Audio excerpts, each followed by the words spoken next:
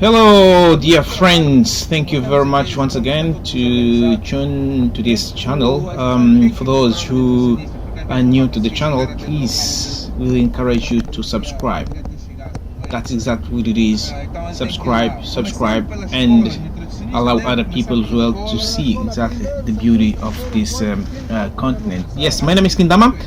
And this is my channel exactly. Yeah, we are going to Malange province on the north of the Angolan.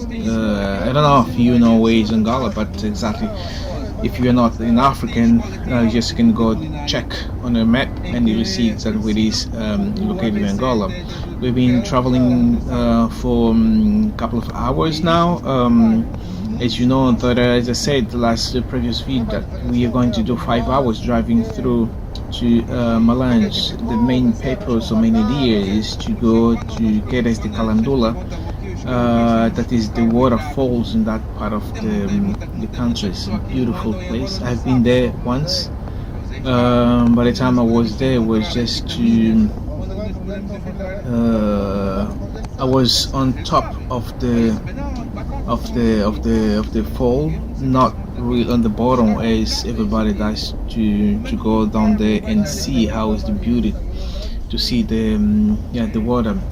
Yeah, just to give you an update here, where we are passing along the road, we saw many villages selling nice products, nice fruits. As we are going straight to the place, we're not stopping much. We have got our food and we just go straight.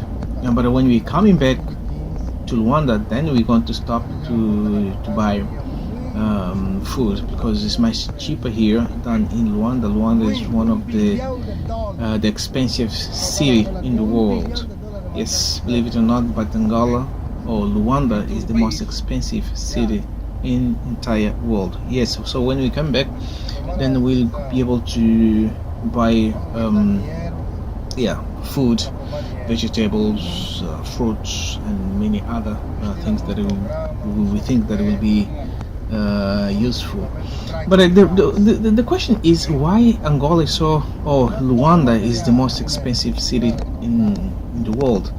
Well, as you can see around here, this country have got way too much arable land, where we could be able to use all this space here to make food, but we stop producing or doing agriculture after we discover oil. In 1975, when we got independence, came this government in power, and we saw how easier we'll be able to gain money, and we completely forgot using the land to produce food. As a result, the country does have, depend heavily on oil production, and we stopped doing agriculture. Now we have to buy foods from many parts. Oops, the camera is down. We have to buy food in many parts of the world, right? And we used to get all this during the time of the war. It was very difficult to go through this road here. Unbelievable difficult. This journey that we're doing, or we're going to do 5 hours, those period of time when it was war, I think the time the longest time people spent was like 3 months or something like that. Because what was happening is they move along a couple of kilometers, they have to stop and they wait for helicopters to check or to protect them, and figure out if there is no enemy along the road and move on. But this will be a story for next time. I will tell exactly how was the war. But as I was saying, that the time I mean, right now, currently we are buying food everywhere, and with Chinese into the market will become even easier. We're just going, not it become, it is easier for the Angolan government to go to China buy rice and all other food. And we have been seeing many videos of this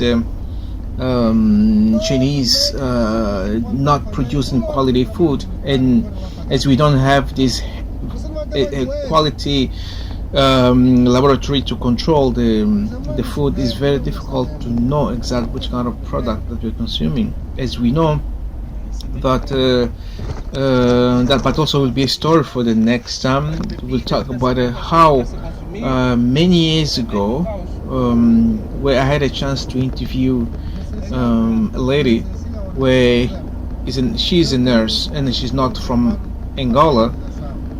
She was easily telling when they came in the country, they never had case of cancer until 10 years after they came in the country.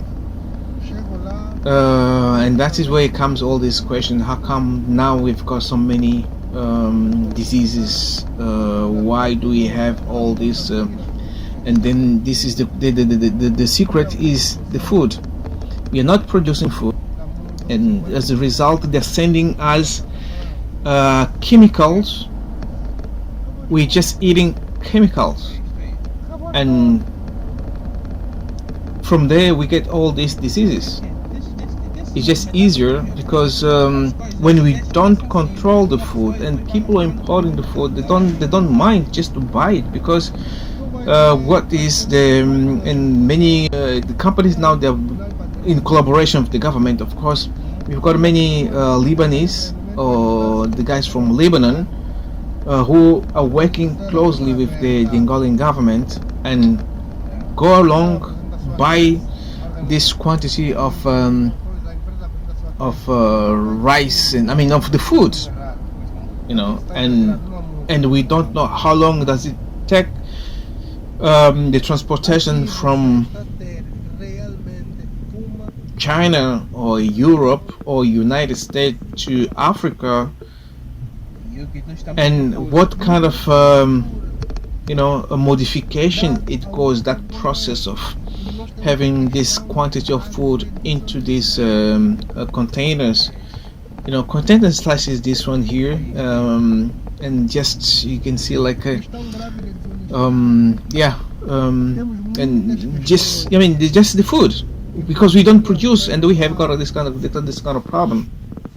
So yeah, that is sad. He said very, very sad to know this is what's happening in the country, and not only in Angola, we have got other countries as well. We've got the same problem.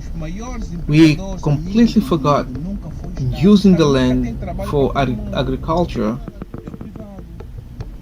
and we depend heavily on the importation. We just take the money that we sold the oil, diamonds, and all that natural resource, and we sell it to, or we go and buy the stuff.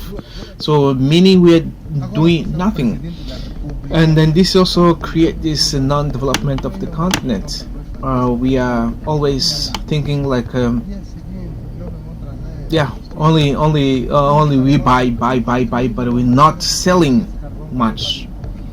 For example, as you can see along the road, if you see how it is, there are some, the huge these communities around here, they produce lots of tons of food, but the only problem, they don't have a capability to transport all this food into the big cities. What's happening is all the food just get resin, and suddenly we don't have a food. Even though we just import, the government is not that keen to that is really dangerous, but yeah, not keen to helping the community, helping all these citizens in order to produce food for the people. So it's sad to see exactly how it is. Very, very, very sad. Yeah, I mean, I don't think that anyone would like to see this kind of things happening, but this is what has been happening for years and years. And as African are really looking forward, if it's not in my generation, but in the generation that will come, will be able to fix this problem here.